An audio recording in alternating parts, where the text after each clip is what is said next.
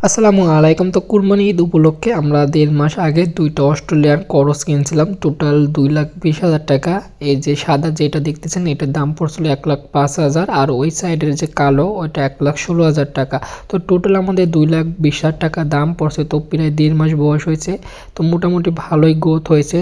আমরা ওদের এখন যেহেতু আমাদের ঘাস বড় হতে এখনও ১ মাস সময় লাগবে, যার জন্য শুকনা খড় ভিজিয়ে ওদের রেগুলারলি আমরা খাওয়াই, পাশাপাশি সকালে এবং বিকেলে ছাল আর গুঁড়া দেই। তো অস্ট্রেলিয়ার গরুর আপনার যে কাজটি করতে পারবেন এটা যত বেশি গোসল করাবেন এটার গাও কিন্তু তত ঠান্ডা থাকবে এবং তত স্বাস্থ্যবান হবে। এটা আমরা অনেক বছর ধরে গরু পালন করে দেখছি যে অস্ট্রেলিয়ান গরু যত ভালো গোসল করানো যায় তত ওদের সুস্বাস্থ্যবান কিন্তু ভালো হয়। তো আরেকটি বিষয় আমরা খেয়াল করেছি, দেশি গরুর থেকে অস্ট্রেলিয়ান গরু কিন্তু খাবার দাবার এরকম ওরা যা দিবেন তাই কিন্তু খায়, যার কারণে আমরা বেশিরভাগ সময় অস্ট্রেলিয়ান করসগুলো পালন করে থাকি। কারণ বেশ কয়েক বছর ধরে অস্ট্রেলিয়ান করসগুলো পালন করে আমরা ভালোই লাভবান হয়েছি। তো আসলে প্রতিটি গ্রাম অঞ্চলে এরকম কৃষিকাজের পাশাপাশি আমাদের গ্রাম অঞ্চলে প্রায় সবার ঘরে একটা, দুইটা, তিনটা করে গরু থাকে।